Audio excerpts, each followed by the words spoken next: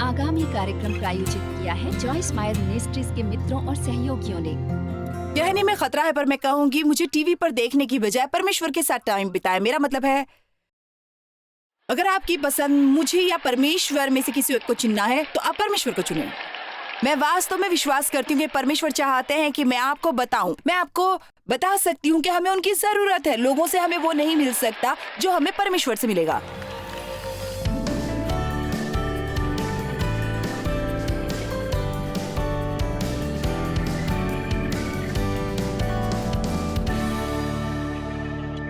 हमें कहाँ से शक्ति मिलती है हर समय सही चीज करने की? ये हमें परमेश्वर के वचन से मिलती है। आपको वास्तव में ये बताती हूँ कि अगर आपको परमेश्वर के वचन का अध्ययन करने की इच्छा नहीं है तो शायद आप हमेशा के लिए बेबी क्रिश्चियन ही रहेंगे। अब परमेश्वर बच्चों से प्रेम करते हैं और मैं नहीं सोचती कि हमारी मुक्ति हम क्या करते हैं उस पर आधारित है। मुझे लगता है ये परमेश्वर की तरफ से मुफ्त उपहार है, लेकिन मुझे लगता है कि हम बहुत सी सुविधाएं गंवा देते हैं। हम यहाँ धरती पर बहुत सी शक्ति और अधिकार छोड़ देते हैं परमेश्वर के साथ न चलने की इच्छा न होने से। आज आप में से एक सवाल किसी को पूछना चाहूंगी, क्या आपने मसीह को अपने मुक्तिदाता के रूप में स्वीकार किया लेकिन अभी तक उन्हें अपना प्रभु नहीं बनाया? मैं हमेशा कहती हूँ कि 1976 में जब मैं परमेश्वर के साथ अपने संबंध के प्रति गंभीर थी, मेरा पुनर्जन्म हुआ था जब मैं 9 साल की थी। तो मैं बचाई गई थी, लेकिन मैं कुछ नहीं जानती थी। और अगर आप कुछ नहीं जानते हैं तो आपके पास कोई दिशा नहीं है, आप नहीं जानते कि क्या करें। और जब 1976 में परमेश्वर ने मेरे जीवन को छुआ, उन्होंने मेरे अंदर एक आत्मिक प्रौढ़ता का प्रोजेक्ट शुरू किया जो बहुत ही कठिन था, लेकिन बिल्कुल इसके लायक। मैंने परमेश्वर को अद्भुत चीजें करते देखा है मेरे अंदर और मेरे द्वारा, क्योंकि मैं उन्हें मेरे जीवन में काम करने देती हूँ। और मुझे लगता है ये मेरा काम है कि न केवल लोगों को मसीह के पास आते देखूं, लेकिन विश्वास की मदद करूं प्रौढ़ होने और बढ़ने में, ताकि वे उससे प्राप्त कर सके। मैं चाहती हूँ कि आप वो जीवन पाएं जिसे आपको देने के लिए यीशु मरे। मैं नहीं चाहती कि आप केवल इसके बारे में सुने या गीत गाएं, आप आगे बढ़ें। मैं चाहती हूँ आप इसे पाएं। मैं चाहती हूँ आप धार्मिकता, शांति, आनंद पाएं। मैं चाहती हूँ आपकी जरूरतें पूरी हों, और मुझे लगता है कि आप भी यही चाहते हैं। भजन संहिता 1:1-3। क्या ही धन्य है, प्रसन्न, भाग्यशाली, संपन्न और गहरा है वो पुरुष जो दुष्टों की युक्ति पर नहीं चलता। तो आप में से कुछ, इससे पहले कि आप कोई तरक्की करें, आपको कुछ नए दोस्त बनाने चाहिए।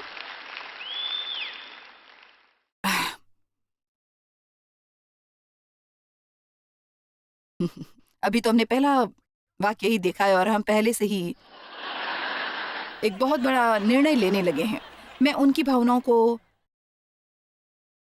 ठेस नहीं पहुंचाना चाहती। सुनिए, मुझे नहीं लगता हमें सब पापियों से छिपना चाहिए। यहाँ मैं क्या कर रही हूँ, जब तक आप उन्हें प्रभावित कर सकते हैं और वे आपको संक्रमित करते हैं, तो इसके लिए जाइए। लेकिन अगर वे आपकी प्रवृत्ति को बदल रहे हैं, आपको कुछ सकारात्मक लोगों के साथ होने की जरूरत है। उन लोगों के साथ रहिए, अपनी मुश्किलों को फोकस मत करिए। कुछ ड्रीमर्स के साथ जाइए, कुछ लक्ष्य उन्मुखी लोगों के साथ, कुछ लोग जो आप पर भरोसा रखते हैं, कुछ लोग जो आपसे प्रेम करते हैं। आपके साथ घर पर आपके साथ कुछ लोग हैं।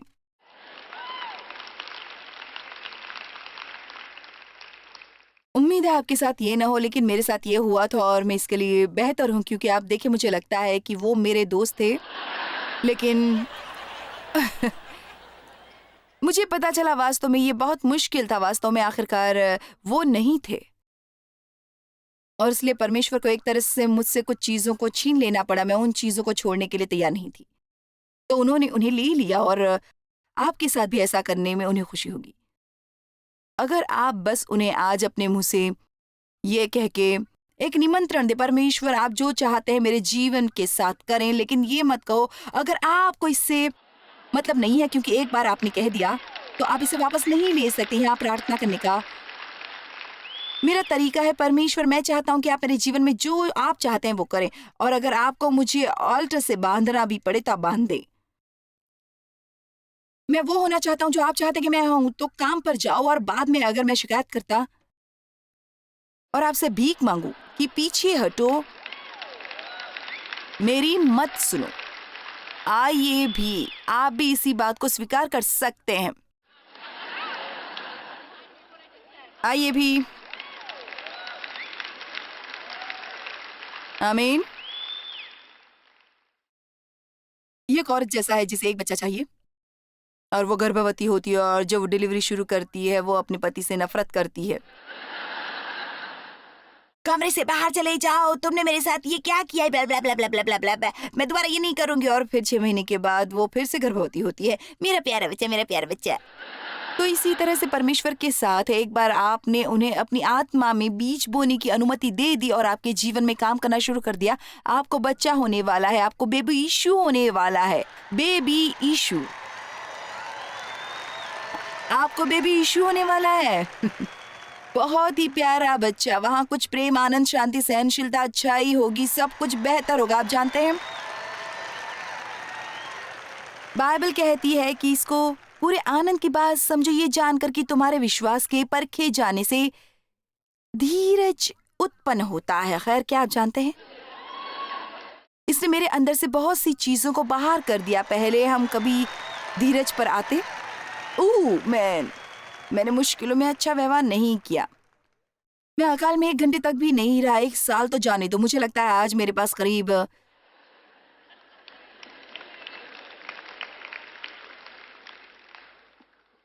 35 वचन है और मैं नंबर 2 पर हूं, तो हम मुश्किल में है। धन्य है, प्रसन्न, भाग्यशाली, संपन्न और वो पुरुष जो दुष्टों की मुक्ति, उनकी सलाह, उनकी योजनाएं और उद्देश्यों पर नहीं चलता, और न पापियों के मार्ग पे खड़ा होता है और न ठट्ठा करने वालों की मंडली में बैठता है, परंतु वो तो यहोवा की व्यवस्था पर से प्रसन्न रहता और उसकी व्यवस्था पर रात दिन ध्यान धरता रहता है। और जब वो कर लेता है, वो उस वृक्ष के समान है जो बहती नालियों के किनारे लगाया गया है और अपनी ऋतु में फलता है और जिसके पत्ते कभी मुरझाते नहीं। इसलिए जो कुछ वो पुरुष करे वो सफल होता है। मैं एक बार फिर से इसे पढ़ना चाहूंगी। वो उस वृक्ष के समान है जो बहती नालियों के किनारे लगाया गया है और अपनी ऋतु में फलता है और जिसके पत्ते कभी मुरझाते नहीं। इसलिए जो कुछ वो पुरुष करे वो सफल होता है। जो कुछ भी वो पुरुष करे सफल होता है, सफल ही होता है।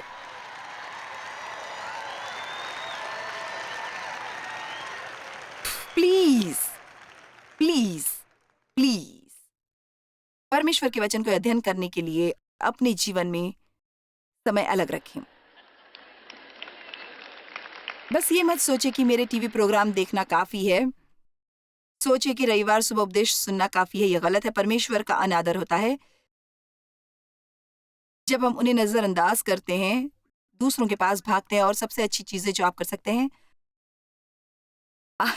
आप जो सुनते हैं उनके नोट लें, फिर आप घर जाकर अपनी बाइबल खोलें, उसमें उन वचनों को देखें और परमेश्वर से रहस्य उद्घाटन के लिए कहें। आप एक डिक्शनरी लें, आप अध्ययन करें और वास्तव में उनके मतलब क्या है उन्हें ढूंढें और परमेश्वर से आपको कुछ प्रकट करने के लिए कहें, जिससे आपको जैसा परमेश्वर आपसे चाहते हैं वैसा रहने में मदद मिले। हमारे लिए आज इतना कुछ उपलब्ध है। मुझे डर है लोग सोचते हैं कि कोई दूसरा उन्हें वो सब कुछ चम्मच से खिला दे जिसकी उन्हें जरूरत है। और आप जानते हैं, शायद मैं ये कहने पर खतरा उठा रही हूँ, बल्कि मैं चाहती हूँ कि आप परमेश्वर के साथ समय बिताएं मुझे टीवी पर देखने के। अगर आपकी पसंद मेरी या परमेश्वर में से है तो कृपया परमेश्वर को चुने। मैंने बल्कि आप से ये पहली बार नहीं कहा है, कई बार कहा है। आपको ना बताऊं जो मैं वास्तव में विश्वास करती हूँ कि परमेश्वर चाहते हैं कि मैं आपको बताऊं, और मैं आपको बता सकती हूँ कि हमें उनकी जरूरत है।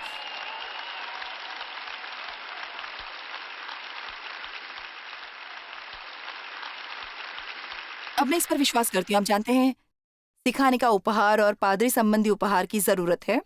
और हाँ, मुझे यकीन है कि आपको मेरे सिखाने से समझदारी और कुछ रहस्य मिलेंगे। लेकिन फिर भी मैं आपसे चाहती हूँ कि आप मुझे सुने, कुछ नोट्स लें और फिर परमेश्वर के पास जाएं और गहराई में जाएं। समय बस वचन की तरह पर नजर न डालें, जैसे कि एक छोटी सी मधुमक्खी एक फूल से दूसरे फूल पर। काफी देर उस पर रुके और अपना नाक उसमें गड़ा के कुछ ऐसा निकालें जो सचमुच आपकी मदद करेगा। आमीन। और मैं समझती हूँ इस तरह से लोगों के साथ करना कैसा है, क्योंकि ये ऐसा है। खैर, आप जानते हैं हमने किस तरह कल रात व्यस्त होने के बहाने से छुटकारा पाया। खैर, मुझे अध्ययन करना है लेकिन मेरे पास समय नहीं है, मैं व्यस्त हूँ। अगर आप इतने व्यस्त हैं कि परमेश्वर के साथ समय नहीं बिता सकते, दिन में 30 मिनट आप वहां से शुरू कर सकते हैं। अगर आप इसे संभाल नहीं सकते, मुझे परवाह नहीं, 5 मिनट से भी शुरू कर सकते हैं। फिर आप इसके इतने आदी हो जाएंगे कि 5 से 10 की हो जाएगी और फिर 10 से 15 की हो जाएगी समय अवधि, और फिर आपको 1 घंटे की जरूरत होगी और फिर कुछ घंटे, और फिर आज इसके बिना नहीं रह पाएंगे। मैं घर से बाहर नहीं निकलती बिना परमेश्वर के समय बिताए। मैं अच्छी नहीं हूं अगर मैं करूं। मुझे अपने अच्छा को हर सुबह ठीक करना होता है। मैं चीजों को ठीक नहीं कर सकती, परमेश्वर करते हैं। और परमेश्वर मुझे मेरे मुंह के बल गिरा देंगे अगर मैं कुछ गलत करूं। आमीन। आज सुबह मैंने परमेश्वर के साथ 3 घंटे बिताए यहाँ आने से पहले। मैंने पहले भी ये उपदेश दिया है, ये मेरा पहला उपदेश नहीं है। क्या मुझे वास्तव में ये करने की जरूरत थी? बिल्कुल पूरा 100%। कुछ मुझे परवाह नहीं कि अतीत में मैंने क्या किया। अनुभव होना या अतीत की सफलता मुझे आज की सफलता देगी अगर मैं परमेश्वर का ये कहकर सम्मान न करूं। मुझे आपकी जरूरत है, मैं आपके लिए बेताब हूं। अगर आप दिखाई नहीं देते, हम में से किसी को भी वहां होने की जरूरत नहीं।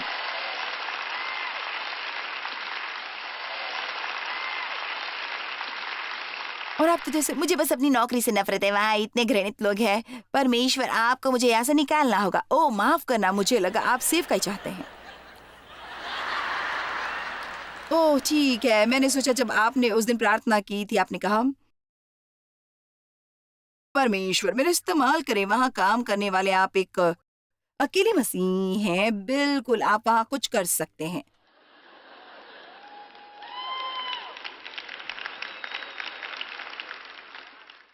अगर आप 30 मिनट जल्दी उठे, जाओ कहीं किसी एक कुर्सी पर बैठो और कहो परमेश्वर, मैं उस जगह आज वापस जाऊंगा आपका प्रतिनिधित्व करने, और मैं इसे सही करना चाहता हूं और मैं उन्हें थप्पड़ मारना चाहूंगा अगर आप मुझे ऐसा न करने की ताकत नहीं देते।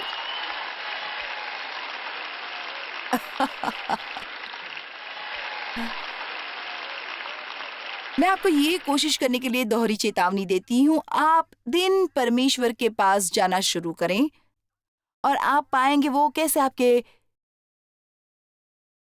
जीवन में काम करते हैं। आप जानते हैं, मुझे अपने छोटे शोज देखने में दिलचस्पी है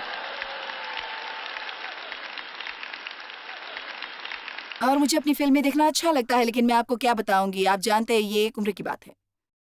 लेकिन मैं 9 बजे सो जाती हूँ और 5 बजे उठती हूँ। हाँ, आप इसके लिए नहीं उठते हैं। खैर, ये भी ठीक है, मुझे परवाह नहीं कि आप किस समय पर सोने जाते हैं या आप किस समय पर उठते हैं। और वास्तव में अगर आप सुबह ये नहीं कर सकते तो आपके लंच के टाइम में कीजिए। मेरे पति वहाँ की सड़कों पर घूमते थे जहाँ उन्होंने सालों साल काम किया था। वो एक लंच टेबल पर बैठकर गॉसिप नहीं करते थे। वो वहाँ उन लोगों के साथ गप्पे नहीं लड़ाते थे। वो उस समय प्रार्थना में बिताते थे, परमेश्वर के साथ प्रार्थना प्रार्थना प्रार्थना। और प्रार्थना करते ही वो लोगों को परमेश्वर के बारे में बताते थे, वचन के बारे में बताते थे और हमारी सेवकाई के बारे में बताते थे। वो बस उन्हें समझाते, प्रार्थना प्रार्थना प्रार्थना। अब हम परिणाम देख रहे हैं कि इतनी प्रार्थनाएं जो हमने उन लोगों को बताई थी आज हो रही हैं। बहुत से लोग प्रार्थना कर रहे हैं। ये एक बहुत अच्छी बात है, ये एक मजे की बात है। हमने 30-30 चैलेंज किए, ज्यादा समय नहीं हुआ।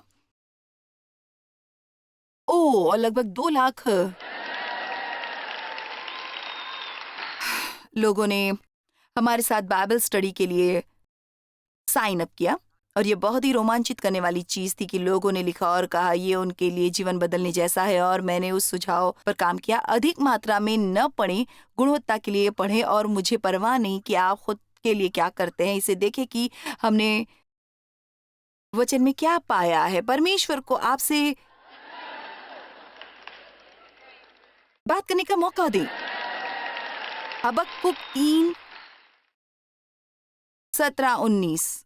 क्योंकि चाहे अंजीर के वृक्षों में फूल न लगे और न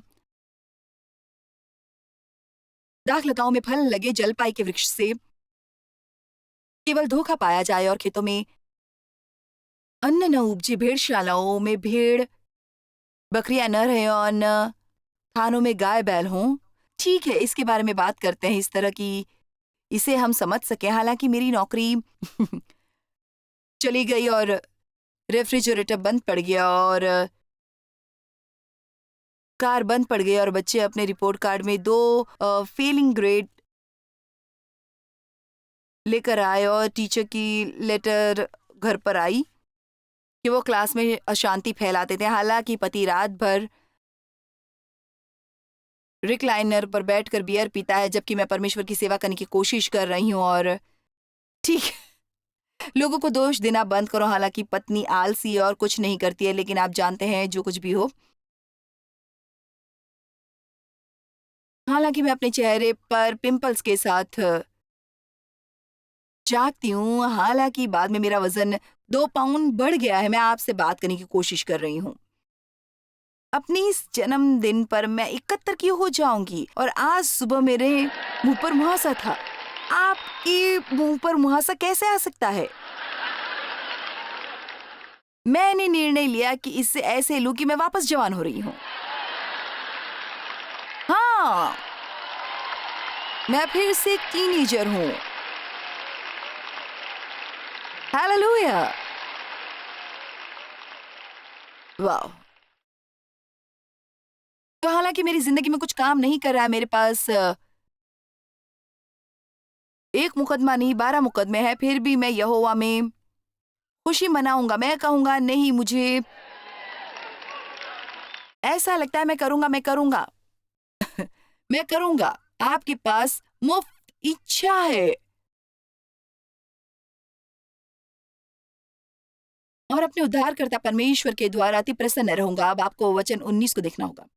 यहोवा परमेश्वर मेरा बल मूल है, मेरी व्यक्तिगत बहादुरी, मेरी अजय सेना। वो मेरे पाँव को हरिणों के समान बना देता है। वो मुझे मेरे ऊंचे स्थानों पर चलाता है। आइए भी किसी को परमेश्वर की महिमा देनी ही चाहिए। ऊंचे स्थान पर वो स्थान नहीं है जहाँ समस्याएं नहीं है। वो कहता है कि ऊंचे स्थान है कठिनाइयां, कष्ट, जिम्मेदारियां। और क्यों वो एक ऊंचा स्थान है? क्योंकि जब आप करते रहना कर सकते हैं, जब आप सही करते रह सकते हैं, जब कुछ भी आपके लिए सही नहीं है, जब आप कुछ कर रहे हैं अपने परमेश्वर के साथ संबंध के बारे में, जो कोई अविश्वासी इनकार नहीं कर सकता और कोई शैतान नरक में इसके विरुद्ध नहीं आ सकता। और यही हमें चाहिए। मैं इसी तरह की स्थिरता हमें चाहिए परमेश्वर के साथ चलने में। और मैं जानती हूँ, आप जानते हैं, आप में बहुतों का आज दिल रो रहा है। खैर, ये मुश्किल है। हम मुश्किलों के लिए अभिषिक्त हैं। क्या आपने मुझे सुना? आपको जरूरत नहीं पवित्र आत्मा से भरे होने की। हर चीज आसान है। गलतियों 6:7-10 कहता है कि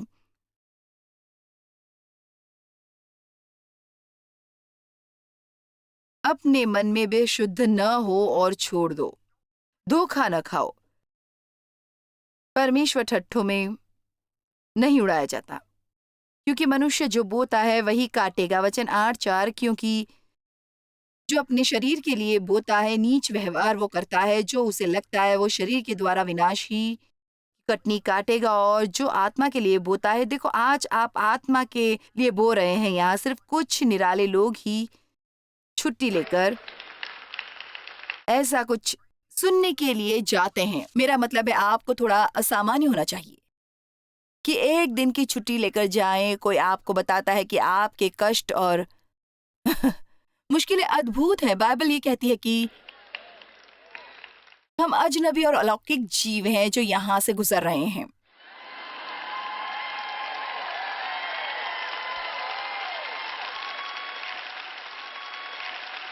आइए वचन 9 को देखने वाले हैं। हम भले काम करने में हियाव न छोड़ें, क्योंकि यदि हम ढीले न हों तो ठीक समय पर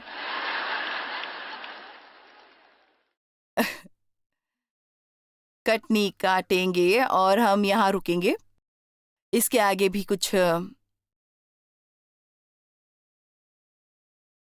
वचन है, फिर से देखते हैं वचन 9।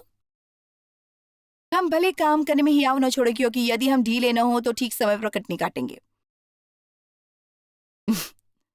और हम यहाँ रुकेंगे। आओ व्यवस्था विवरण 26:14 को भी देखते हैं।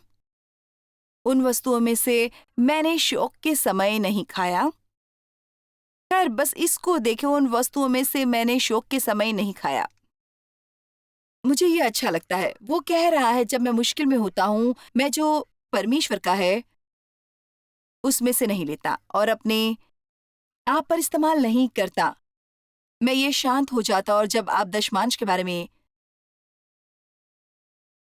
बात करते हैं, खैर मैं इससे थोड़ा आगे जाकर ये कह सकती हूँ, पहले 10% आपकी हर तरह की बढ़ती आपके नहीं है, ये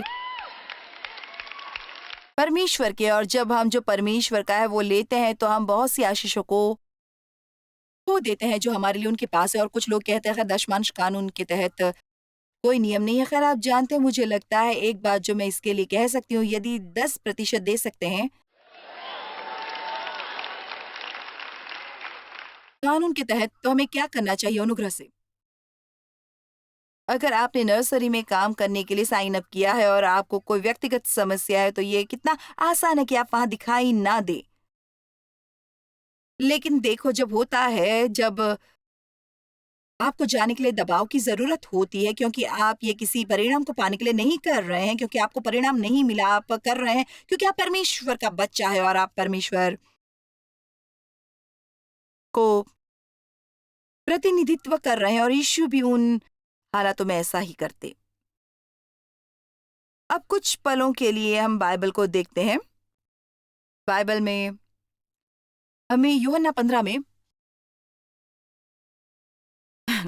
सीखने को मिलता है, मसीह में बने रहो, मिलने के लिए नहीं, ना संडे सुबह की दौड़ में 45 मिनट की विजिट, मसीह में बने रहने के लिए। ये शब्द बने रहना का मतलब है निवास करना, लगातार और रहना। और वो सचमुच कुछ मौलिक वादे करते हैं जो मुझे बनाए रखता है। यदि तुम मुझ में बने रहो और मेरी बातें तुम में बनी रहे, तो जो चाहे मांगो और वो तुम्हारे लिए हो जाएगा। ओ मेरे खुदा, मैं अभी भी इसे पूरी तरह समझ नहीं पाया। अगर मैं खुदा होती तो मैं हमारे जैसे झुंड को बताने से डरती।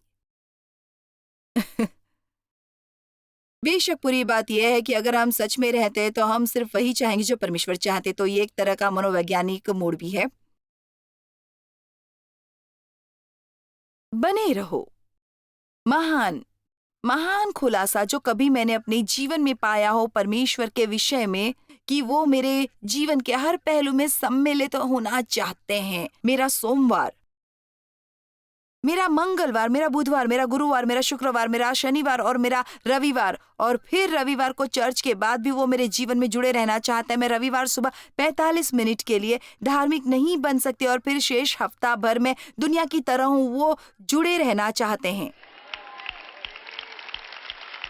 मैं क्या पहनती हूँ, मैं क्या खाती हूँ, मैं किसी के साथ हूँ, मैं क्या करती हूँ अपने पैसों के साथ। ताक झांक करने वाला।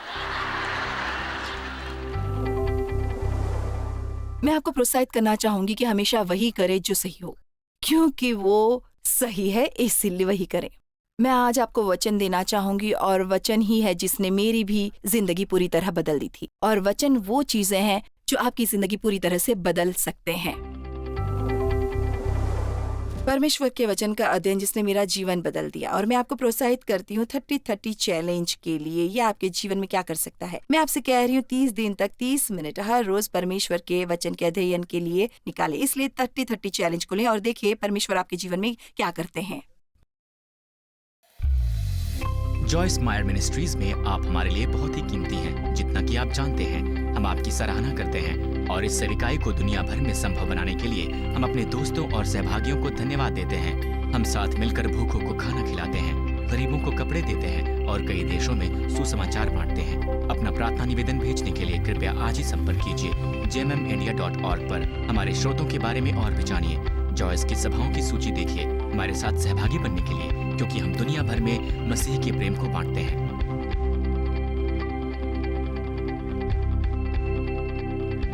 इसका खर्च उठाया है जॉयस मायर मिनिस्ट्रीज के मित्रों और सहयोगियों ने।